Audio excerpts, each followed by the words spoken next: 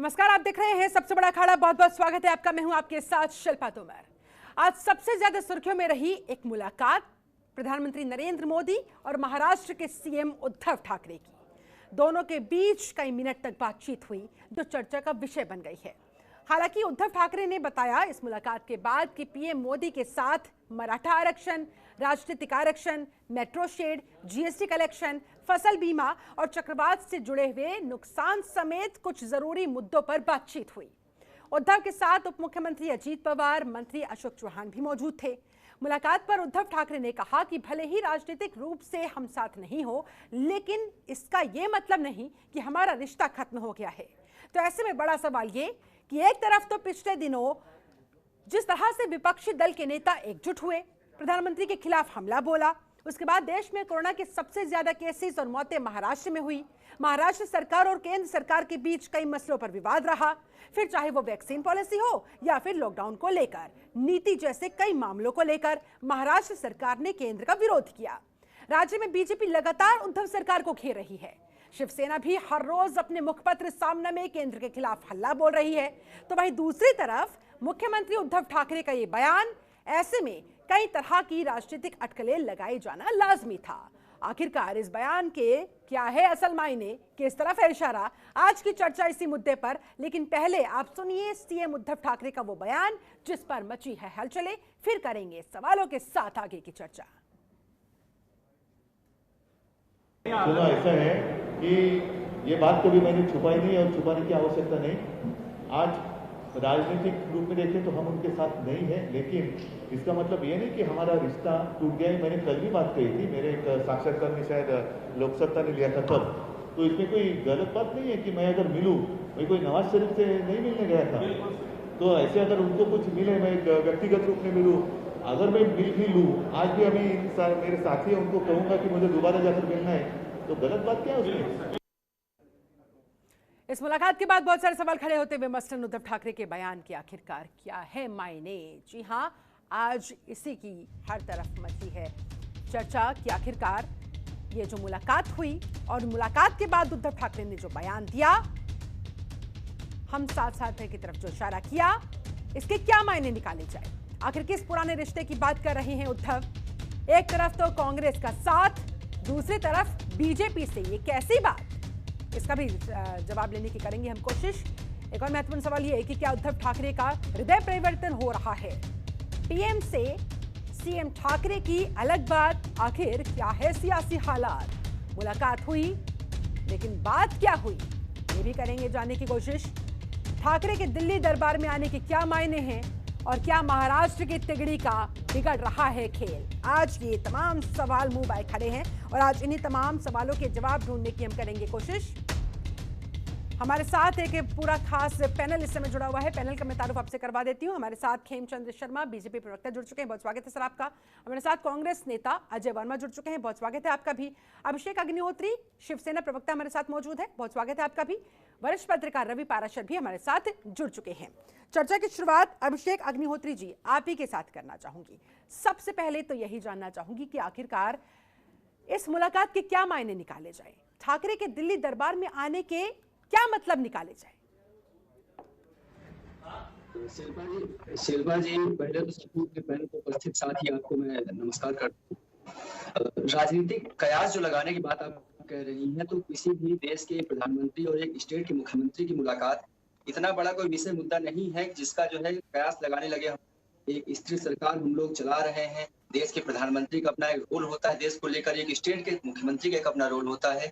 ये एक नैतिक मुलाकात के साथ साथ जो अभी तूफान आया मुंबई में, उस तूफान से जिस तरह से लोग प्रभावित हुए, उसके परिप्रेक्ष्य में मुलाकात हो सकती है। ये मुलाकात टीकाकरण को लेकर हो सकती है कि हम लोग किस तरह से उस टीकाकरण को सफलतापूर्वक हम लोग पूर्ण कर सकते हैं।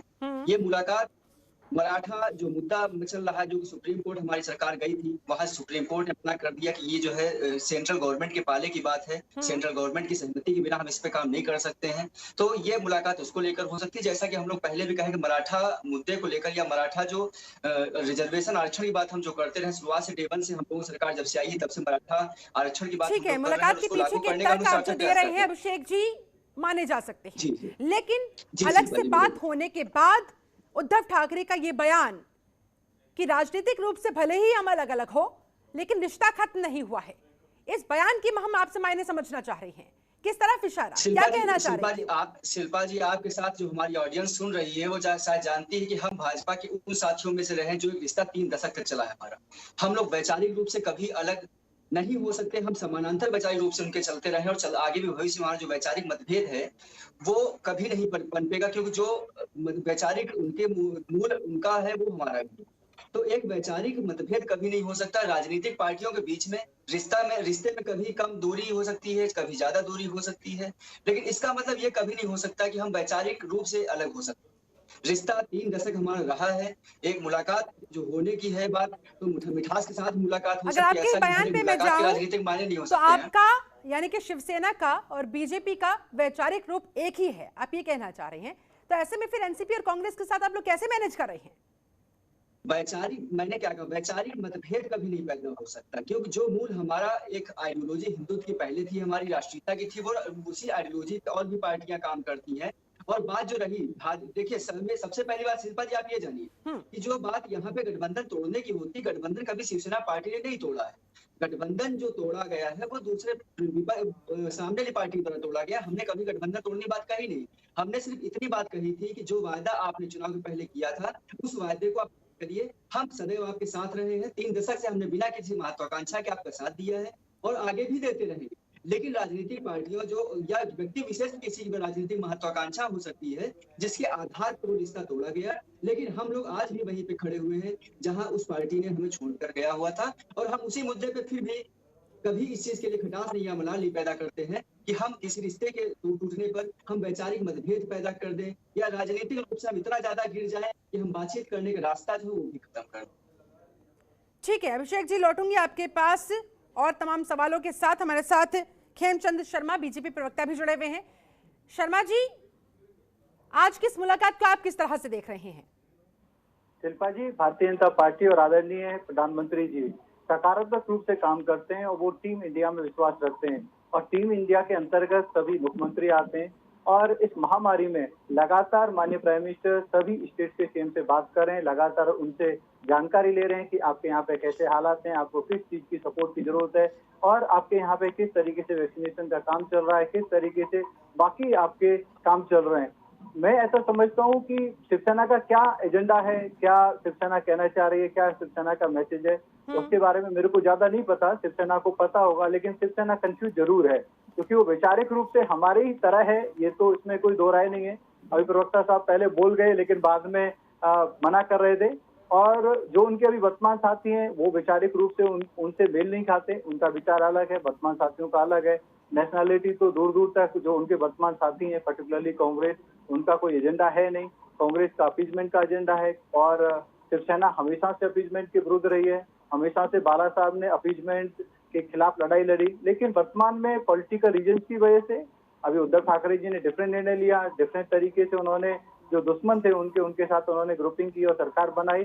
हमें उससे कोई आपत्ति नहीं, हम इस वर्तमान समय में जब विषम परिस्थिति है हम सेवा करना चाहते हैं और जनता की सेवा के लिए जो भी मदद स्टेट सरकार को भारतीय जनता पार्टी की केंद्रीय सरकार दे सकती है, और आप देखेंगे स्टेट में भी हमारी जो पार्टी है वो कंस्ट्रक्टिव तरीके से सहयोग दे रही है। जहाँ पे फेल्योर है हम उसका उजागर कर रहे हैं, हम कंस्ट्रक्टिव सजेशन भी दे रहे हैं, और आपने देखा कि हमारे केंद्रीय मंत्री भी आगे बढ़ के वहाँ पे स्टेट में हेल्प देने की कोशिश कर रहे हैं और उसको स्टेट गवर्नमेंट ने रिकॉग्नाइज भी किया है, क्योंकि हम सकारात्मक रूप से काम करने में विश्वास रखते हैं। ठीक है, इन तमाम मसलों पर तो चर्चा हुई होगी, बातचीत हुई होगी, विचार विमर्श हुआ होगा, लेकिन अलग से जो मुलाकात की पीएम नरेंद्र मोदी ने उद्धव ठाकरे के साथ, उसे आप किस तरह से देख रहे हैं? अगर आप बता पाए कि क्या दोनों के बीच बातचीत हुई होगी या क्या कुछ ऐसे मुद्दे पर चर्चा हुई होगी, और उसके तुरंत बाद फिर उनका यानी कि उद्धव ठाकरे का ये बयान सामने आना कि भाई हम तो अभी भी साथ साथ हैं, क्या मतलब? देखिए कयास लगाना उचित नहीं होगा, दोनों ही सीनियर मोस्ट लीडर हैं, और लेकिन मेरे को ऐसा लगता है कि रिलेशन जैसा अभी उद्धव ठाकरे जी ने बोला, हमारे वर्षों से रिलेशन है, हमारा वैचारिक जो आप कह सकते हैं जो राजनीतिक विचार है वो सेम है, और उसी सेम राजनीतिक विचार पे हम लोग आगे बढ़ते आए। हम लोगों ने लगातार वर्षों तक काम किया है, और कई विषय होते हैं, पर्सनल भी हो सकता है, ऑफिशियल भी हो सकता है, दोनों का अधिकार भी है, और ये बार बार होता भी है कि सीएम और पीएम अलग से भी बात करते हैं। गठबंधन में भी सीएम पीएम जब होते हैं तो भी वो अलग से बात करते हैं। मेरे को ऐसा लगता है ज्यादा राजनीतिक कयास लगाने की जरूरत नहीं है, लेकिन हाँ, अगर कोई ये कहता है कि भाई क्यों, तो हाँ, रिलेशन तो है, और उद्धव ठाकरे जी ने भी बोला, भारतीय जनता पार्टी भी मानती है कि हमारे पुराने रिलेशन है, और राजनीतिक दूरियों की वजह से ऐसा नहीं होता कि सारे रिलेशन समाप्त हो जाते हैं। तो मिलना जुलना बातचीत करना ये तो सबका अधिकार है, और वैसा ही कुछ हुआ है। चलिए ठीक है, आऊंगी आपके पास। हमारे साथ अजय वर्मा, कांग्रेस नेता भी जुड़े हुए हैं। अजय जी, अब तक हर मुद्दे पर केंद्र सरकार को, पीएम नरेंद्र मोदी को घेरना महाराष्ट्र सरकार की तरफ से हम देखते आए हैं। अब आज की ये मुलाकात के बाद का ये बयान आप किस तरह से देख रहे हैं? क्या महाराष्ट्र की तिगड़ी का खेल अंदर ही अंदर बिगड़ता जा रहा है? सामान्य शिष्टाचार के तहत देखिए, पीएम भी संवैधानिक पद होता है और सीएम भी संवैधानिक पद होता है। तो उत्तर प्रदेश है, महाराष्ट्र है, हरियाणा है, हिमाचल है, इन सबके एक पीएम है। हमारा संघीय ढांचा है, और संघीय ढांचा जो पीएम तो होता ही है। ये अलग बात है कि उस पद पर बैठकर कितना गरिमावान आदमी बैठता है, कितनी बातें क्या करता है देश के लिए और विदेश के लिए। तो एक इनकी सामान्य मुलाकात, पीछे आपने देखा कि महाराष्ट्र में बहुत तबाही हुई थी तूफान और बारिश से, कोविड से बहुत जबरदस्त वहां हालात बहुत खराब थे। इस स्टेज में अगली कड़ी के तहत अब वैक्सीन का जो सिस्टम चल रहा है, जब सुप्रीम कोर्ट ने फटकार लगाई जिले इलाई को, अगर ये 6 महीने पहले जिले इलाई टीवी पर आ जाते तो ये लाखों जान जो चली गई, जो एनवाईटी ने बताया 42 लाख से ज्यादा मौतें भारत में हुई होंगी, अनुमान लगाया जाता है सीरो सर्वो और 10 विशेषज्ञों के बाद। तो मैं समझता हूँ ये मौतें इतनी नहीं होती अगर ये सरकार, देश की सरकार अपनी छोड़ के पहले टीवी पे आकर इन सारी चीजों की व्यवस्था कर ली जाए। हमारी वैक्सीन विदेश भेज दी गई, हमारी गैस विदेश भेज दी गई, बेड का कोटा, ऑक्सीजन का कोटा, सिलेंडर का कोटा, आईसीयू का कोटा घटा दिया गया कि अब कुछ नहीं आने वाला है। क्योंकि ज्ञान और ज्ञानी यही है, इनके पास ही ज्ञान है अहो ब्राह्मस। ठीक है, जिस पार्टी में एकल स्वामित्व हो जाता है, यहाँ पर भाजपा से बड़ा एकल स्वामित्व है, यानी पार्टी छोटी है और स्वामित्व बड़ा, यानी नाम मोदी बड़ा और बीजेपी छोटी, तो वहां इसी तरह की चीजें आती हैं। ये सामान्य मुलाकात थी, इसमें ऐसा कोई सिस्टम नहीं है। और हाँ देखिए, होना जब हानि लाभ जीवन मरण यश अपयश विधिहात, जब कोई सिस्टम होगा, ना नरेंद्र मोदी तोड़ पाएंगे, ना जोड़ पाएंगे, ना सोनिया गांधी जी जोड़ पाएंगी, ना रोक पाएंगी, ना उद्धव जी जोड़ पाएंगे, ना रोक पाएंगे। जब सिस्टम बनेगा तो अजय वर्मा भी रोक देगा, आप भी रोक देंगे, हम भी रोक देंगे। तो इसलिए ये सामान्य प्रक्रिया के तहत मुलाकात है। मैं समझता हूं इसे ज्यादा तूल देने की ना आवश्यकता है और ना ही ज्यादा तूल लायक ये मुद्दा है। अब इस वक्त जरूरत है देश की वैक्सीन पर। प्रधानमंत्री जी किस तरह से झूठ बोल रहे हैं, संविधान, हम पीएम पद का बड़ा सम्मान करते हैं, लेकिन किस तरह से वो बाहर की विदेशी वैक्सीनों को स्वदेशी बता देते हैं, फिर जब आते हैं तो फिर विदेशी बताने लगते हैं। जबकि सबको पता है कोविशील्ड, ऑक्सफोर्ड एस्ट्राजेनेका का वो है, हमारे पास सब लाइसेंस है। अब एक दूसरी एजेंसी को अभी अमेरिकन की है, वो ई-प्रिक्योर को दिया है, वो विदेश में है, वो भी अमेरिका से उस पर शोध चल रहा है। 100 करोड़ रुपए सुप्रीम कोर्ट ने जब पूछा कि 35,000 करोड़ का हिसाब क्या है, युवाओं को वैक्सीन कैसे लगेंगी, कैसे फ्री जाएंगी और क्या आपका योगदान है, तो 100 करोड़ रुपए पीछे बताया था कि हमने दिए हैं उसकी शोध में। जबकि मैं वैक्सीन का बता रहा हूँ चर्चा, जबकि अजय वर्मा जी, महाराष्ट्र के अंदर आपकी यानी कि कांग्रेस की शिवसेना के साथ वैचारिक रूप से सामंजस्य बन पा रहा है? वैचारिक रूप आप दोनों का सेम है?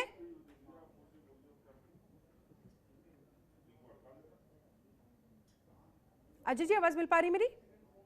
आवाज आ रही है आपको? हाँ सर, बोलिए अब आइए। तीनों पार्टी, राष्ट्रवादी कांग्रेस पार्टी और शिवसेना सरकार चल रही है, इसका उदाहरण इससे ज्यादा तो कहने की कोई जरूरत नहीं है।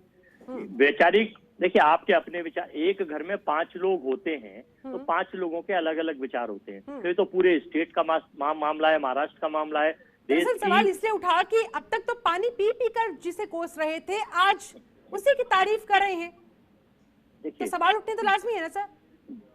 जब डिजास्टर यानी कोरोना किसी का ना साथी है, कोरोना सबका दुश्मन है, ना वो हिंदू देख रहा, ना मुस्लिम देख रहा, ना सिख देख रहा, ना ईसाई, ना शिवसेना, ना कांग्रेस, ना बीजेपी, ना राष्ट्रवादी कांग्रेस। ऐसे डिजास्टर मैनेजमेंट में जब आंधी आते हैं, तूफान आते हैं, सूखा पड़ता है, वो नहीं देखता। तो ये सामान्य शिष्टाचार के तहत की बातें हैं, इसमें कोई दिक्कत नहीं है। प्रधानमंत्री जी से मिल लें और इधर चले जाएं, लेकिन हमारे यहाँ कम से कम एक चीज तो नहीं है कांग्रेस पार्टी में, आज तक इतिहास उठाइए 70 साल में, कि हमने कभी पीएम जैसे संवैधानिक पद पर, चाहे मनमोहन सिंह जी रहे हो, चाहे राजीव गांधी रहे हो, इंदिरा जी रही हो, नरसिम्हा राव रहे हो, कोई भी रहे हो, हमने कभी भी किसी स्टेट के चीफ सेक्रेटरी के पे रंजिश नहीं रखी, उसके ऊपर लड़ाई नहीं लड़ी। हमारे यहाँ प्रधानमंत्री ने कभी दीदी ओ दीदी, दीदी ओ दीदी, मतलब संवैधानिक पद पे इतना बड़ा आदमी जिसको लोग अपना आदर्श मानते हो, और गली मोहल्ले के जैसे वो भारत टाइम, न्यूयॉर्क टाइम्स ने कहा था जैसा कोई मोहल्ले का छिचोरे लड़के इस तरह की भाषा इस्तेमाल करते हैं, ये उसने तुलनात्मक अध्ययन करा था। तो हम प्रधानमंत्री की पद की एक गरिमा होती है, वो हमेशा मेंटेन रखनी चाहिए। अब उस पर कुछ लोग आ जाते हैं गलती से कभी कभी, तो हो सकता है वो सब चीजें उनके लिए नॉर्मल हो। तो मैं कह रहा हूँ ये उद्धव जी की और पीएम की जो वो है मुलाकात सामान्य प्रक्रिया के तहत है, ऐसा किसी को गठबंधन को ना कोई प्रॉब्लम है ना गठबंधन में कोई दिक्कत है। ठीक है, ये आपका दावा है। ठीक है, रवि पाराशर हमारे साथ वरिष्ठ पत्रकार भी जुड़े हुए हैं। रवि जी, आपके नजरिए से इस मुलाकात के क्या मायने? शिल्पा जी, बात शुरू करूंगा जो आखिरी वक्तव्य अपने कांग्रेस प्रवक्ता दे रहे थे कि उनकी किसी सरकार की किसी सेक्रेटरी से कोई रंजिश कभी नहीं रही, कोई खुन्नस नहीं रही। मुझे लगता है कि भारतीय लोकतंत्र के इतिहास में अगर हम देखें, मुझे वो बस याद आ गई, मेरा ये आपके प्रश्न का उत्तर नहीं है। 356 का सर्वाधिक इस्तेमाल अगर किया गया, उनकी सचिवों से भले ही दुश्मनी नहीं रही हो, लेकिन दूसरी पार्टियों की, विपक्ष की पार्टियों की सरकारों से जरूर दुश्मनी रही है, बहुत दुश्मनी रही है। और कांग्रेस के शासनकाल के 55, 56, 60 साल, 6 दशक तक के शासनकाल में मान लें तो उनकी अपनी ही सरकारों से भी, अपने ही मुख्यमंत्रियों से बहुत दुश्मनी रही है। बहरहाल ये चूंकि उनका एक वक्तव्य था, मुझे पुरानी चीज याद आ गई। जहां तक मूल विषय पे आता हूं, उद्धव ठाकरे और प्रधानमंत्री नरेंद्र मोदी की बात, तो मेरे लिए एक पॉलिटिकल ऑब्जर्वर और एक तटस्थ पॉलिटिकल ऑब्जर्वर होने की वजह से मेरे लिए ये मुलाकात बड़ी सुखद है। देखिए, जब हम बहुत ज्यादा कड़वा खा लेते हैं, हम पिछले पूरे एक दशक से देख रहे हैं कि जो फेडरल स्ट्रक्चर है देश का, संघ और राज्य के बीच के जो रिश्ते हैं वो बहुत ज्यादा तल्ख होते जा रहे हैं। और हमने अभी पिछले दिनों पश्चिम बंगाल में तूफान के बाद जब नुकसान का असेसमेंट करने के लिए प्रधानमंत्री नरेंद्र मोदी वहां गए थे, और जिस तरह से मुख्यमंत्री एक संवैधानिक पद है, जिस तरीके से प्रधानमंत्री एक संवैधानिक पद है, लेकिन उस मीटिंग में जो हमने एक संवैधानिक पद यानी पश्चिम बंगाल की मुख्यमंत्री ममता बनर्जी जी का जो रुख देखा, उससे बड़ा एक निराशा हुई, ये सोचते हुए कि भारतीय लोकतंत्र में कहीं ना कहीं फेडरल स्ट्रक्चर पर खरोंचे मारने का, अंतिम तौर पर वो प्रयास सफल होंगे, बिल्कुल नहीं होंगे मुझे लगता है, लेकिन खरोंचे मारने के जो प्रयास हैं फेडरल स्ट्रक्चर पर भारतीय लोकतंत्र के, वो बड़े बुरे लगते हैं। और ऐसे में अगर कोई विपक्षी पार्टी का मुख्यमंत्री प्रधानमंत्री से मिलने अपने मंत्रिमंडल को लेकर, अपने प्रतिनिधिमंडल को लेकर आता है, देखिए बहुत बैलेंस्ड जो प्रतिनिधिमंडल वाली मुलाकात थी, जो आज हम चर्चा कर रहे हैं, वो शायद अलग से जो 10 मिनट की मुलाकात हुई उसको लेकर कर रहे हैं। अदरवाइज तो उद्धव ठाकरे जी थे, अजीत पवार थे, और कांग्रेस के कोटे से जो कैबिनेट मंत्री हैं अशोक चौहान थे, बहुत बैलेंस्ड उनका एक प्रधानमंत्री से मुलाकात थी। लेकिन मुझे लगता है कि अगर उद्धव ठाकरे जी को कोई पॉलिटिकल संदेश बहुत बड़ा इस मुलाकात के जरिए देना होता, तो ये प्रतिनिधिमंडल स्तर की कोई मुलाकात पहले से नहीं करते, वो तो कोई ऐसी बात नहीं थी। और दूसरे मुझे तो ये बहुत एक सुखद एक एहसास के तौर पर ये मुलाकात लगी। रही बात महाराष्ट्र में जो आपने सवाल उठाया कि पॉलिटिकल अलायंस जो है महाराष्ट्र में, बेमेल जो पॉलिटिकल अलायंस है, वो तो कांग्रेस को भी मानना पड़ेगा और एनसीपी को भी मानना पड़ेगा। और कांग्रेस और एनसीपी तो एक ही बात हो गई, क्योंकि एनसीपी कांग्रेस से ही निकली पार्टी है। शरद पवार जो एनसीपी के अध्यक्ष हैं, वो सोनिया गांधी के विदेशी मूल के मुद्दे पर, नागरिक होने के मुद्दे पर पार्टी छोड़ के अलग गए थे। और बीच में ऐसी खबरें भी आती रही हैं कि जब कांग्रेस पर इधर 23 उनके वरिष्ठ साथियों ने जो चिट्ठी बम फोड़ा था, उस समय शरद पवार आके सोनिया गांधी से मिले थे। और इस तरह की खबरें भी पॉलिटिकल हलकों में आई थी कि शायद एनसीपी कहीं अब कांग्रेस में वापस आके नेतृत्व नए सिरे से शुरू न कर दे। तो बहरहाल एक जो बेमेल पॉलिटिकल गठबंधन का जो दौर है, जो महाराष्ट्र फॉर्मूला जिसको हम कह सकते हैं कि एक पार्टी जो भारतीय जनता पार्टी, दो पार्टियां जो चुनाव पूर्व गठबंधन करके लड़ती हैं और चुनाव के बाद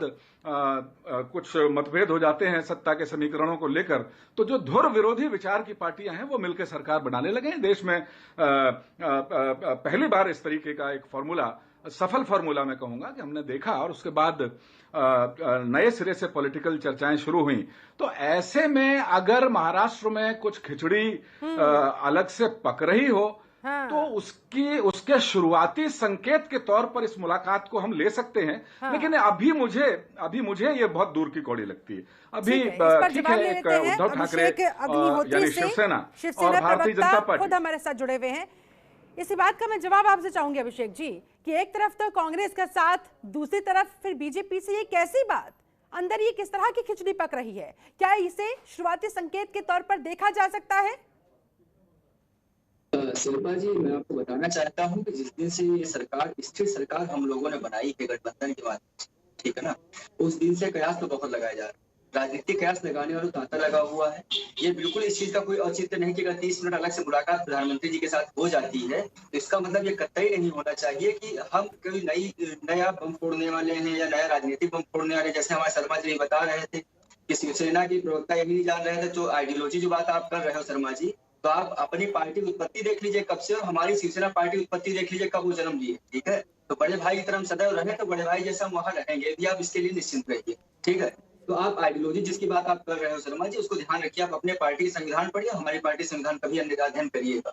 दूसरी बात जो बात रही कयास की, तो जब स्थिर सरकार कहीं पे बनती है तो एक सबका एक, जैसे बहुत अच्छी बात अभी हमारे पॉलिटिकल ऑब्जर्वर जो थे वो बता रहे थे कि एक जो नैतिकता होती है, एक संघीय ढांचा हमारे यहाँ जो है सेंट्रल गवर्नमेंट का प्लस स्टेट गवर्नमेंट का एक जो संघीय ढांचा है, वो एक जो नैतिकता है वो मेंटेन रहनी चाहिए। वो किसी भी स्टेट का गवर्नमेंट हो, किसी भी स्टेट का मुख्यमंत्री हो, और हमारे देश का कोई भी प्रधानमंत्री, तो वो जो एक हमारी नैतिकता है उसको हमें नहीं भूलना चाहिए। वो चाहे सेंट्रल गवर्नमेंट की बात हो चाहे स्टेट गवर्नमेंट की बात हो, कोई भी दैवीय आपदा आती है, कोई भी प्राकृतिक आपदा आती है, कोई भी महामारी होती है, तो एक मुख्यमंत्री एक आशा करता है केंद्रीय सरकार के साथ में जो है एक बात करने के लिए, वो अपने जो वहाँ नुकसान हुआ होता है उसकी जो है बताने का प्रयास करता है कि कुछ मदद की ऐसी बात हो जो वहां से हमें मिल सके। और मैं उस चीज को, क्योंकि वो सेंट्रल गवर्नमेंट जो है वो पूरे देश की, ना कि महाराष्ट्र की, ना कि यूपी के, ना एमपी के, ना राजस्थान की, वो पूरे देश की गवर्नमेंट है। तो एक देश के नागरिक होने के नाते, और देश के चूंकि वो मुखिया है उस स्टेट के, उस स्टेट की मुखिया होने के नाते देश के उस प्रदेश के नागरिकों की बात, लेकिन उसके बाद उन्होंने, ठीक है, ये सारी बातें आपकी सही है, ये सारी बातें आपकी सही है, विस्तार पूर्वक तमाम मसलों पर चर्चा हुई होगी। लेकिन उसके बाद महामारी हो, महामारी रही हो, ताइपे तूफान आया है जो हमारी वहाँ जान माल की नुकसान हुआ है, को लेकर भी, जीएसटी कलेक्शन को लेकर भी, तो हम उस जीएसटी कलेक्शन की बात हमें, उनको सेंट्र गवर्नमेंट को जो इनकम होता है, अगर बातें सर यहीं तक सीमित होती तो कोई मसला ही नहीं था।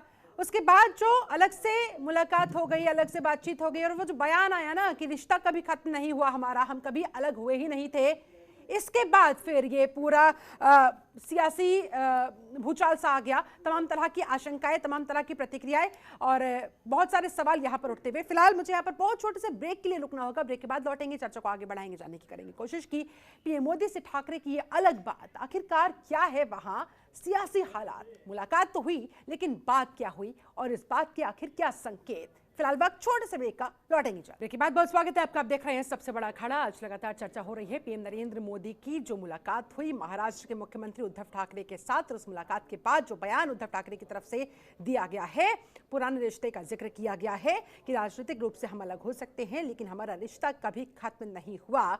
इसी बयान के क्या कुछ संकेत हम निकाले, आज तमाम जो सवाल खड़े हो रहे हैं इस मुलाकात के बाद, इस अलग से बातचीत के बाद, इन्हीं सवालों के जवाब ढूंढने के लिए हमारे साथ एक पूरा खास पैनल लगातार जुड़ा हुआ है। एक बार फिर से पैनल के पास जाते हुए अजय वर्मा जी, आपके पास इस वक्त मैं आना चाहूंगी।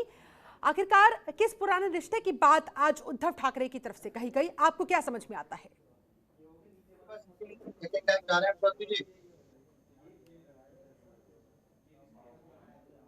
अजय जी, आवाज मिल पा रही है मेरी?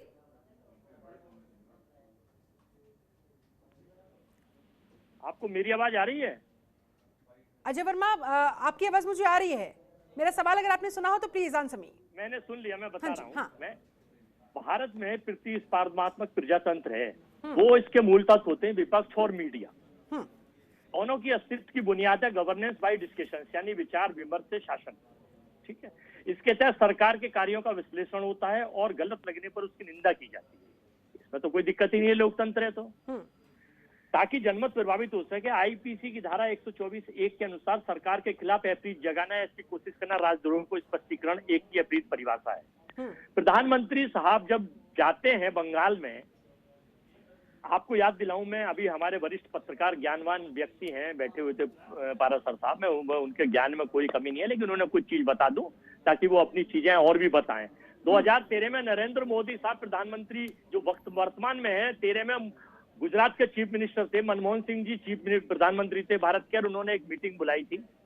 उसमें नरेंद्र मोदी साहब ने जाने से मना कर दिया और गए तक नहीं। जबकि आपने ये हाल बंगाल में, हिस्ट्री रिपीट इटसेल्फ, बंगाल में ममता बनर्जी तो 15 मिनट बाद या आधे घंटे बाद आ गई थी।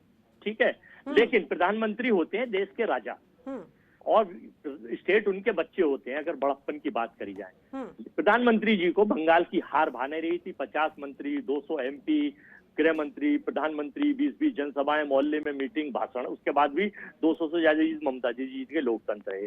तो प्रधानमंत्री साहब अगर ममता नहीं आई थी तो माफ ये कह देते बड़ा दिल करके कि कोई बात नहीं है, हम जैसे कहेंगे डिजास्टर है, यहाँ पर तूफान आया उसकी कर लेंगे और कोई दिक्कत नहीं है। इन्होंने तो उस प्रतिस्पर्धा में जैसे पहलवान कुश्ती लड़ते हैं ना अखाड़े में कि तूने मुझको ये कहा, मैं तुझको ये कहूंगा, नहीं मैं तुझे मारूंगा, तूने मुझको मारा था। ये पद जो है, इस पद के खिलाफ, ये इस गरिमा के खिलाफ ये इनका तरीका था, जिसको ये कह रहे हैं कि साहब संघीय ढांचा। संघीय ढांचा लोकतंत्र में freedom of speech, freedom of voice और फ्रीडम ऑफ लिविंग देता है, भारत का संविधान देता है। लेकिन जब आप आदमी, बीजेपी में प्रॉब्लम क्या है, एकल स्वामित्व चलता है, पार्टी से बड़ा यहाँ स्वामित्व है। तो मैं इसलिए कह रहा हूं कि इस लोकतंत्र में विपक्ष और पक्ष बड़ा शानदार है, मिलकर काम नहीं करेंगे तो जो हालात पीछे कोविड में सरकार की तानाशाही, हिटलर शाही की ठीक है, जवाब ले लेते हैं रवि पाराशर से। नहीं, एक सेकंड सुनिए। हाँ, ठीक है सर। प्रीत अगर प्रीत जबरदस्ती नहीं होती, जिसके घर के बच्चे मर गए, बीवी मर गई, भाई मर गए, सिलेंडर के लिए लाइन लगा रहे, बेड के लिए लाइन लगा रहे, वो क्या जबरदस्ती प्रीत करेंगे सरकार से? आप भी हिटलर है क्या कि जबरदस्ती प्रीत करवाएंगे? प्रीत प्यार से होती है। तो इसका मतलब ये नहीं होता कि आप लोगों को मरवाएं भी, लोग मर भी जाएं और आपसे प्रीत भी करें। तो ये लोकतंत्र की परिभाषा नहीं है, ये डिक्टेटरशिप, तानाशाही की परिभाषा है। तो हिंदुस्तान में तानाशाही बदल दीजिए, आप लोकतंत्र बदल के तानाशाही ले आइए। दूसरी बात, फोटो सेशन का अगर इतना आपको शौक है, आपने हर चीज पर फोटो छपवाए, कोई दिक्कत नहीं है। आपने वैक्सीन, एक सेकंड, आपने वैक्सीन की सर्टिफिकेट पर भी फोटो छपवाए, आपने कोई दिक्कत नहीं है, छपवाइए। तो जो भारत में कोरोना के दौरान 40, 45, 50 या जितने भी लाख लोग मरे हैं, हमारा अनुरोध था कि मृत्यु और जन्म प्रमाण पत्र पर भी प्रधानमंत्री का फोटो छपना चाहिए, ताकि हमने मांग करी कांग्रेस पार्टी ने, हमने, ताकि लोगों को पता चले कि प्रधानमंत्री जी आपके कार्यकाल में इतने लोग मरे थे, या मृत्यु प्रमाण पत्र उनको मिला है। ठीक है, रवि पाराशर। देखिए, आज की चर्चा का विषय हालांकि दूसरा है, लेकिन अगर कांग्रेस के जो हमारे मित्र हैं, भाई हैं, उनको जो चुभ गई जो बात, तो उसके जवाब में तो बहुत सरल और सहज तौर पर एक बहुत छोटा सा जवाब दिया जा सकता है कि भारत में लोकतंत्र है, जिस तरह से एक चुने हुए प्रधानमंत्री को, जिसको लोक ने चुना है, लोकतंत्र दो शब्दों को मिलकर बना हुआ एक शब्द है। लोक यानी जनता और तंत्र यानी तंत्र, जनता द्वारा जनता के लिए बनाया गया तंत्र। अगर आप किसी बहुमत से चुने गए, लोकतांत्रिक पद्धति से चुने गए किसी भी व्यक्ति का मखौल उड़ाते हैं, उसको तानाशाह बोलते हैं, इसका सीधा सा मतलब यह है कि आपका लोकतांत्रिक विचारधारा में कोई भरोसा रह नहीं गया है। 2014 में प्रधानमंत्री नरेंद्र मोदी या कोई भी जो भी सांसद निचले सदन के चुन के आए थे, उनको जनता ने वोट दे के चुना था। वो ऐसा नहीं था कि उन्होंने कोई शक्ति सत्ता छीन ली हो, कोई सेना या किसी चीज का अटैक करके।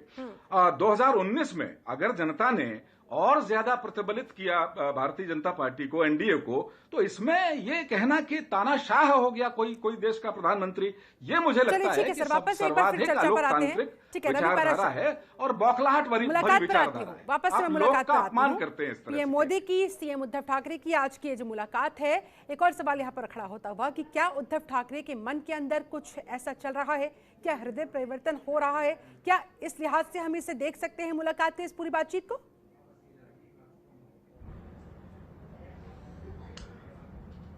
शिल्पा जी, मुझे लगता है कि अभी थोड़ा सा जल्दबाजी होगी, क्योंकि बहुत सारी चीजें हम लोग ऑब्जर्व करते नहीं हैं किसी भी पॉलिटिकल घटनाक्रम से पहले। आपने एक सवाल पूछा जिसका शायद जवाब दिया नहीं गया कि ये कैसी पुराना क्या नाता है, ये सवाल आपने उठाया था, लेकिन उसका जवाब देने से न देने की बजाय उन्होंने एक टिप्पणी की। बहरहाल दो चीजें हैं। देखिए, उद्धव ठाकरे से पिछले महीने भी प्रधानमंत्री की फोन पर बातचीत हुई थी, तो एक सामान्य प्रक्रिया है, इसमें कोई बड़ी बात नहीं है, पहली चीज। दूसरी चीज, उद्धव ठाकरे महाराष्ट्र से जब दिल्ली के लिए आए हैं, आज जो प्रतिनिधिमंडल स्तर की जो बातचीत हुई, उसके बाद जो 10 मिनट की अलग मुलाकात हुई, आपको याद दिला दूं कि उन्होंने मुंबई छोड़ने से पहले बाकायदा शरद पवार से भी ठीक ठाक समय तक बातचीत की। हम ये कह सकते हैं कि एक रणनीति अपनी बनाई। तो ऐसा नहीं है कि कोई मुतफर्रिक सा उनका एक विचार रहा होगा, कोई ऐसी पॉलिटिकल डिफरेंसेस, अभी तो ऐसा कोई खबर चल भी नहीं रही है कि कोई बहुत ज्यादा जो गठबंधन है उसके अंदर कोई बहुत ज्यादा माथाफोड़ी है, कोई मतभेद है, ऐसी कोई खबरें सतह पे आ नहीं रही हैं। तो मुझे लगता है कि ये एक शिष्टाचार मुलाकात थी, लेकिन जैसा कि हम लोगों की और खासतौर पर मीडिया की, पत्रकारों की नाक थोड़ी ज्यादा लंबी हो गई है आजकल। कि कोई एक मुलाकात होती है या कोई एक बयान आता है तो उसके बहुत सारे अर्थ, पॉलिटिकल अर्थ हम लोग ढूंढने लगते हैं। बुरी बात नहीं है, इस बहाने क्षण तक तमाम राजनीतिक दल इनकार करते इस वजह से हैं होता और उसके बाद जब असलियत सामने आती है तो एक्सेप्ट करते हैं। इसलिए बार बार पूछा जाता है और अंदरूनी तौर पर जो सूत्र होते हैं वो जानकारी पहले ही दे देते हैं। जहां तक है तो हाँ, चलिए ठीक है, आऊंगी सर आपके पास। खेमचंद शर्मा जी जवाब देना चाह रहे हैं। शिवसेना से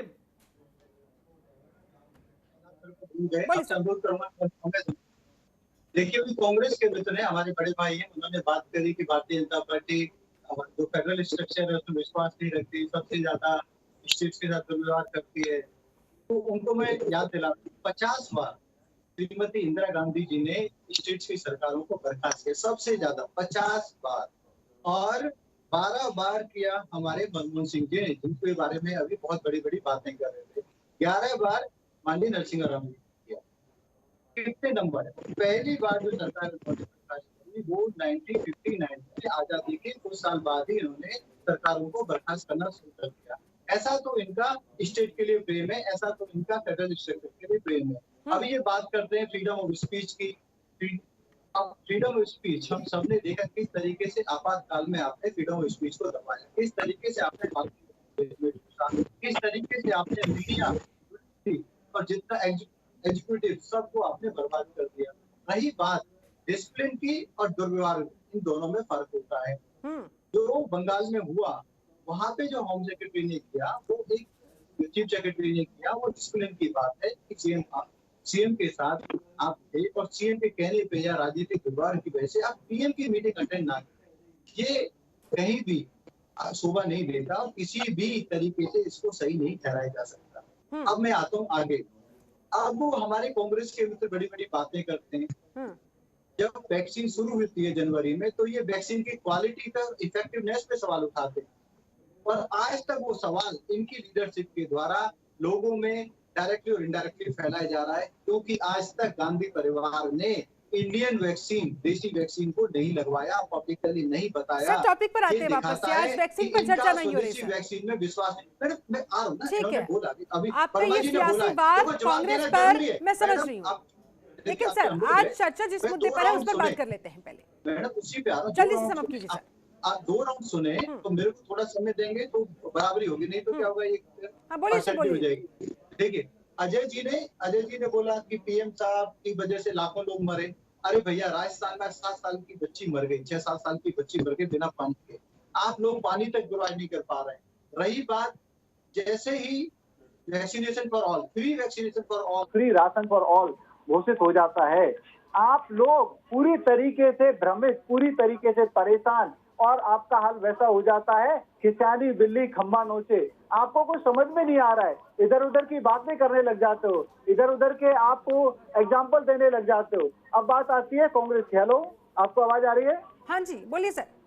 नेक्स्ट बात आती है हमारे मित्र शिवसेना के, वो कह रहे थे कि आपको संविधान पढ़ना चाहिए। अरे मैंने संविधान पढ़ा, बाला साहब को मैंने बहुत क्लोजली फॉलो किया, वो हिंदुत्व के लिए लड़े, वो राष्ट्र निर्माण के लिए लड़े, वो देश के लिए लड़े। आप क्या कर रहे हो?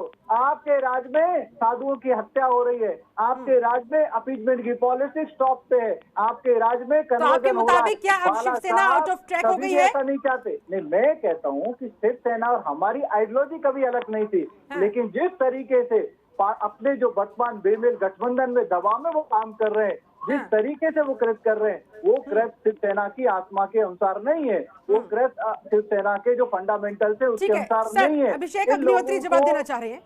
जी अभिषेक जी, कौन से दबाव की बात आप कर रहे हैं? मैं इस मुद्दे पे नहीं आना चाहता था, हाँ। लेकिन आप लोग मजबूर कर रहे हैं मुझे। पूरी तरह से आपने पहली बार डिबेट को डाइवर्ट कर दिया है।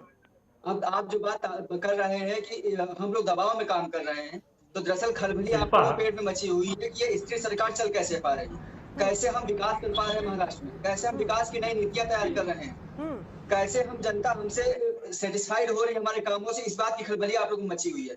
आप लोग क्या करते हो ना, बात करते हो खाली विकास की, और हम धरातल पे काम करते हैं।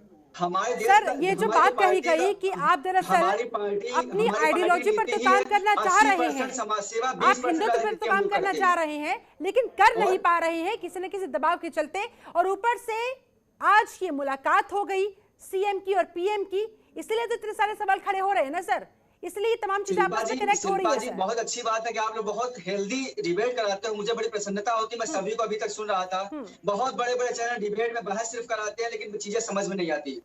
लेकिन बहुत सुंदर लगता है आपके चैनल बैठ के आप लोग सही प्रॉपर। बोलिए सर, आपकी बात सीधे तौर पर जनता तक जाएगी। बीच में डिबेट का जो डाइवर्जन हुआ वो नहीं होना चाहिए था।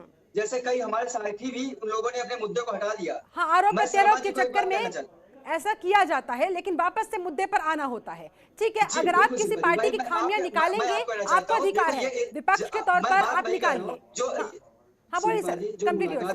जो मुलाकात आज हुई 2 साल की माननीय प्रधानमंत्री जी की, वो कयास निकाले ऑल ऑफ सडन, पहले 10 मिनट टाइम था, वो भी एक मुलाकात की बात कर रही था, लेकिन ऑल ऑफ सडन वहां हमारे मुख्यमंत्री जी पहले पहुंच जाते हैं, जिसकी वजह से उनको मुलाकात में थोड़ा समय ज्यादा मिल जाता है। तो इसका मतलब कोई राजनीतिक प्रयास लगने का मतलब हमारी सरकार के ऊपर कोई लांछन या सरकार के ऊपर कोई बात नहीं आती है। वो एक नैतिक मुलाकात थी, और उस मुलाकात में कई बार ऐसा होता है, चर्चा जब शुरू होती तो हमें समय का ख्याल नहीं रहता, या समय ऐसा नहीं था कि हो सकता है उसके बाद जो है जो बाकी गेस्ट हमारे आए वहां मुलाकात में, उनको थोड़ी देरी हो गई हो। सर वहां तक भी बिल्कुल ठीक था, मैं बिल्कुल आपकी बात से सहमत हूँ, वहां तक भी कोई आपत्ति नहीं थी।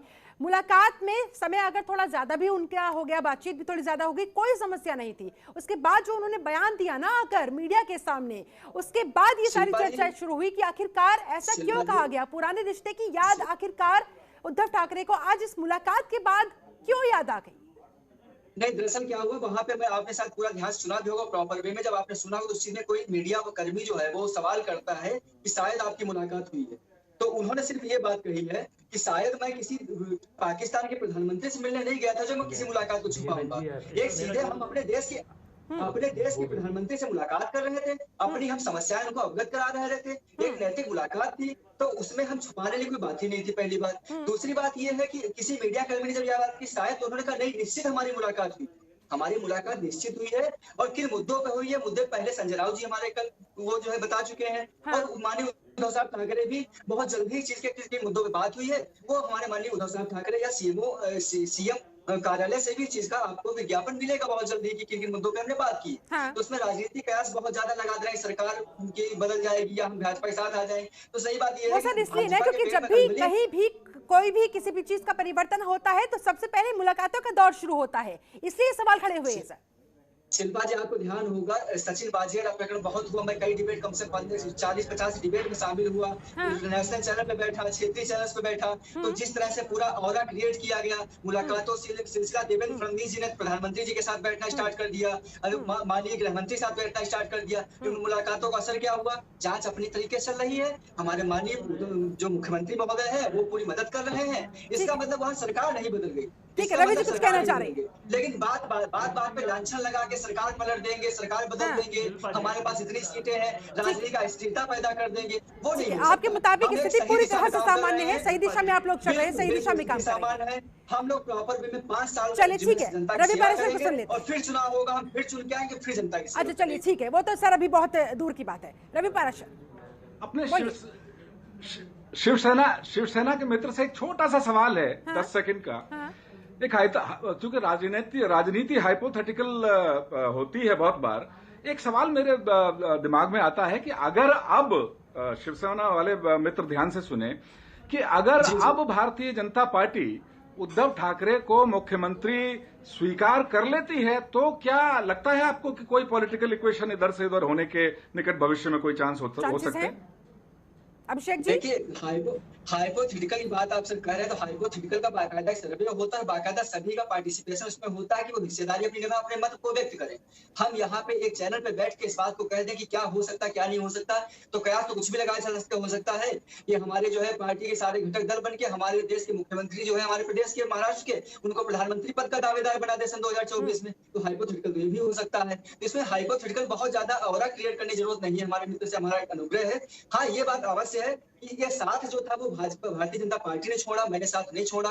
3 दशक तक बिना किसी महत्वाकांक्षा के हमने साथ निभाया इनका, हमारी कोई राजनीतिक महत्वाकांक्षा ऐसी नहीं थी। लेकिन जब चुनाव के पहले जो वादा किया गया, उस वादा पे जब ये लोग खड़े नहीं उतरे, तो जाहिर सी बात इनको अपना दामन बचाने के लिए भागना पड़ा। जल्दबाजी सरकार बनाई, सरकार 3 दिन बाद गिर गई, ये फ्लोर टेस्ट पे फेल हो गए। अरे तो वही तो मैं कह रहा हूँ, पुराना रिश्ता याद आ गया। तो क्या ऐसा है, हो सकता है कि अगर उद्धव ठाकरे को कहे बीजेपी कि ठीक है आप मुख्यमंत्री बने रहिए, हम आपके साथ आते हैं, तो ये इक्वेशन हाइपोथेटिकल भले हो लेकिन इसके बड़े ठोस आधार हैं। नहीं, घटक दल तो ये भी कह सकते हैं धुआं वही निकलता है जहां आग लगी होती है। 2024 हो सकता है कि आगे वाले जो हमारे महाविकास अघाड़ी है वो रिप्रेजेंट करके उद्धव साहब ठाकरे प्रधानमंत्री पद का दावेदार भी बना सकती है। हाइपोथेटिकल तो ये भी हो सकता है मित्र, तो उसमें बहुत ज्यादा कयास अभी लगाने की आवश्यकता नहीं है। वो एक औपचारिक मुलाकात है, जो समस्याएं थी उनसे अवगत कराने। नहीं, उसके लिए चिंता मत करिए। जहां तक मेरी जानकारी है, बहुत सारे दावेदार हैं, योगी हैं, गडकरी हैं, महाराष्ट्र से ही आते हैं, बहुत सारे दावेदार हैं। तो आप ये जो आप कह रहे हैं, ये मुझे लगता है कि बहुत दूर की कौड़ी। देखिए 2 तरह की बात है। ऑब्जर्वेशन आप कर रहे हैं, जो है ऑब्जर्वेशन अगर उदासीन ऑब्जर्वेशन आपका न्यूट्रल होकर उदासीन हो कि आप बात कर रहे हैं तो बात अलग की है। यदि आप किसी पार्टी के स्पोक्सपर्सन बन के बात करें तो हम उसका जवाब आपको देंगे। बात समझ लेना। तो कहने मतलब दावेदार कौन है ये तो मैं न्यूट्रल बन के ही बात कर रहा हूँ, न्यूट्रल बन के ही बात कर रहा हूँ। हाँ, तो वही चीज है, बहुत अच्छी बात है कि ये हाइपोथेटिकल बात अलग है। हाइपोथेटिकल हम कुछ भी सोच सकते हैं। ठीक है अभिषेक जी, यानी कि एनसीपी के साथ, कांग्रेस के साथ आपको कोई प्रॉब्लम नहीं आ रही है राज्य चलाने में? नहीं, कोई समस्या। आज जनता स्वीकार कर रही, जनता की सेवा भाव में हम लगे हुए। बहुत ज्यादा राजनीतिक प्लेटफॉर्म पे हम खाली ढपली बजा के या बर्तन बजा के हम लोग प्रचार प्रसार उसका नहीं कर रहे हैं। हम लोग आपने तो अपने स्टैंड क्लियर कर दिया है। अजय वर्मा, आपके पास आते हुए, आप तो कहीं इस मुलाकात के बाद अंदर ही अंदर चिंतित नहीं हो गए हैं? नहीं, देखिए हमें कोई बिल्कुल ना चिंता थी, ना है, ना होगी। अभी आप थोड़ी देर पहले हमारे छोटे भाई खेमचंद जी, हमारे दोस्त भी हैं, कह रहे थे हिंदुत्व, हिंदू मुस्लिम। अब इसके ऊपर थोड़ा सा 30 सेकंड से 1 मिनट का समय लूंगा पूरी करने के लिए। देखिए, हम लोग बांटने का काम नहीं करते। हमारे लिए भारत एक संघीय गणराज्य एक है, सारे स्टेट एक है, हम एक मानते हैं, ना हम बांटते, ना हम बांटने की राजनीति करते। आरएसएस का जो एजेंडा है ना, वो आपने सुल्तान का पढ़ा हो, 1253 में जो सुल्तान का एजेंडा था, मुस्लिम डायनेस्टी संसार में बड़ी अच्छी चल रही थी, तो आरएसएस ने अपना एजेंडा सुल्तान से लिया हुआ है। आपने देखा 800 साल मुगलों ने भारत पर शासन करा, तो कोई हिंदुत्व को कोई खतरा नहीं आया, ना हिंदू राज्य खत्म हुआ यहाँ, ना मुगल राज बनाया, मुगल कालीन बना। 200 साल अंग्रेजों ने शासन करा हिंदुस्तान पर, तब यहाँ ईसाई राज नहीं बना। अब 7 साल से, केवल 7 साल से हिंदुत्व को खतरा हो रहा है, केवल 7 साल से। ये सोचने का विषय है। हाँ, ये भक्त और अंधभक्त जो हैं बीजेपी के, जिनको देश से कोई मतलब नहीं, इनकी एक ब्रिगेडियर टोली है, पेड कार्यकर्ता है इनके। गृह मंत्री का एक वीडियो भी वायरल हुआ था कि झूठ बोलो, झूठ दिखाओ। तो ये देश के लिए, देश के हित की बात नहीं है, ये देश के अनित की बात है। और जब देश के संवैधानिक पद पर वर्तमान सरकार के लोग बैठकर इस तरह की बातें करते हैं, बांटने का काम करते हैं, तो फिर पता नहीं क्या क्या होता है। हमारा ये अनुरोध है कि भारत एक स्वतंत्र गणराज्य है, लोकतांत्रिक परंपरा है, यहाँ सबको अपना अधिकार है, सबको कहना चाहिए। पीएम से सीएम मिल रहे हैं, बड़ी अच्छी स्वस्थ परंपरा है। इसको ये नहीं करना चाहिए कि मैं देश का राजा बन गया तो बाकी सब मेरे गुलाम हो गए फिर जाओगे। ये मानसिकता त्यागी है भारत में। भारत को व्यापार दीजिए, रोजगार दीजिए, नौकरी दीजिए और देश की अर्थव्यवस्था सुधारिए और कोविड की तीसरी लहर का बचाव कीजिए। धन्यवाद, जय हिंद। चलिए ठीक है, खेमचंद शर्मा जी, आपका फाइनल रिएक्शन चाहूंगी इस मुलाकात पर भी, इस बातचीत पर भी और आगे की संभावनाओं को लेकर भी। देखिए वर्मा जी का पहले मैं आंसर दे देता हूँ कि 200 वर्ष में नॉर्थ ईस्ट जो इंडिया है उसका मैक्सिमम पार्ट क्रिश्चियनिटी में हो गया है और छत्तीसगढ़, झारखंड जैसे प्रदेशों में तेजी से, उड़ीसा जैसे प्रदेशों में आप लोगों की कृपा से तेजी से क्रिश्चियनिटी फैली है। भारत जो अफगानिस्तान से आगे तक हिंदू राज्य होता था, हिंदू देश होता था, वहां पे आप देखिए कहाँ तक सुपड़ गया, कितना छोटा रह गया। ये आप लोगों की मानसिकता की वजह से है।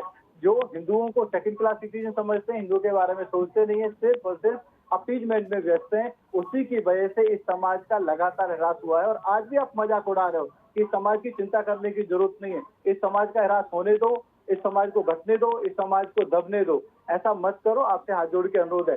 दूसरी बात मैं आपको बता दूं, माननीय पीएम साहब ने जो इनिशिएटिव लिया है, free vaccination for all, free ration for all, ये बहुत ही अच्छा इनिशिएटिव है। देश में खुशी की लहर है, पॉजिटिविटी की लहर है। मैं अनुरोध करना चाहूंगा कांग्रेस में अगर आत्मा बची है तो राहुल गांधी, सोनिया गांधी, प्रियंका गांधी अपनी वैक्सीनेशन के बारे में देश के सामने बात रखें। ठीक है सर, आज इस पर चर्चा नहीं सर, ठीक है, बार बार आप एक ही चीज को उठा रहे हैं। ठीक है, अजय वर्मा आपका फाइनल कमेंट जल्दी से सर। देखिए, इनके पास कोई ना मुद्दा है, ना था, ना होगा। बस इनको केवल कांग्रेस, राहुल गांधी, ये केवल विपक्ष, जबकि स्वतंत्र लोकतंत्र में ऐसा नहीं होता। मैंने अभी क्या कहा था, मीडिया और विपक्ष एक पार्ट होते हैं और गुड गवर्नेंस इनसे मिलकर विचार विमर्श करके ही चला जाता है। और 124 का दुरुपयोग कर रहे हैं, 188 का दुरुपयोग कर रहे हैं, जबकि देखा एक साल में 96 मुकदमे दर्ज हुए, केवल 2 लोगों को सजा कोर्ट से मिली। कोर्ट तो बार बार फटकार देती है। जब ये हाल है तो पढ़े लिखे लोगों के पास देश अगर होगा तो विकसित चीजें होंगी, वरना भारत 1947 की तरफ वापस जा रहा है। पुरानी वही परंपरा, स्वर्ण आखेट युग वाले युग और मुद्रा विनिमय युग वाली तरफ हम जा रहे हैं। विकास बंद हो जाएगा, प्राइवेटाइजेशन हो जाएगा, संस्थाएं बिकती जा रही है और एक दिन भारत प्राइवेट लिमिटेड हो जाएगा। रवि पाराशर, आज की इस मुलाकात को लेकर, बातचीत को लेकर और आगे की संभावनाओं को लेकर आपका तो मुझे लगता है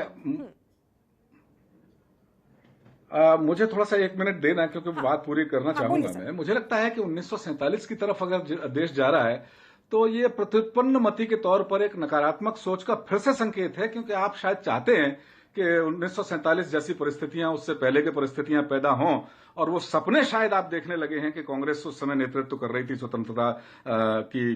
मुझे बस एक सवाल शिल्पा जी उठाना है, बस छोटा सा सवाल है, बहुत ज्यादा नहीं खींचूंगा। क्या वजह है, देश जब 47 की बात इन्होंने करी थी, तो क्या वजह है कि 1947 के बाद जो संविधान सभा ने 1950 में जो संविधान हमारा लागू हुआ 26 जनवरी को, उसके प्रियम्बल में सेकुलर जैसा शब्द जोड़ने की जरूरत नहीं समझी थी। इस पर डिबेट भी हुई थी, लेकिन इमरजेंसी के दौरान 1976 में 42वां संविधान संशोधन लाकर के देश के प्रियम्बल का, देश के संविधान का मूल चरित्र बदलने की जरूरत इंदिरा गांधी को पड़ी।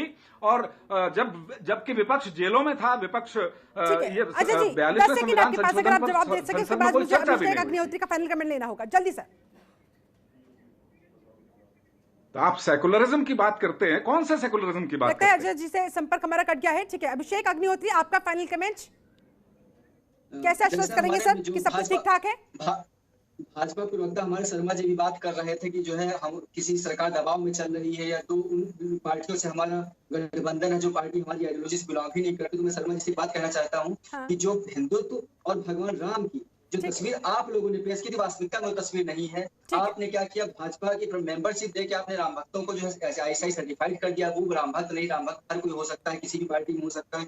ये बात 1 साल बाद हमारे उद्धव साहब ठाकरे से सरकार की गारंटी ले रहे हैं, सब ठीक ठाक है। उन्होंने कहा था मैं 100 दिन में दोबारा राम जन्मभूमि के दर्शन करने आऊंगा। वो 100 साल के बाद आए, सरकार बना चुके थे।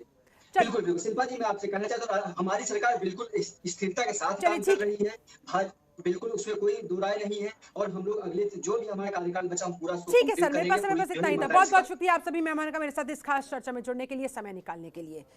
तो बात हुई, मुलाकात हुई, खबर बनी, फिर सुर्खियों में आई। कुछ तो गड़बड़ हुई होगी, कुछ तो अंदर खिचड़ी पक रही होगी। यूं ही नहीं, शिवसेना को बीजेपी के साथ अपने पुराने रिश्तों की याद आई। चलिए, मेरे साथ इस खास चर्चा में जुड़ने के लिए आप सभी का बहुत बहुत शुक्रिया। और अब से थोड़ी ही देर में 7:58 पर देखिए हमारा खास कार्यक्रम दिल्ली स्पेशल, हमारे सहयोगी साहिल धुलिया के साथ। नमस्कार।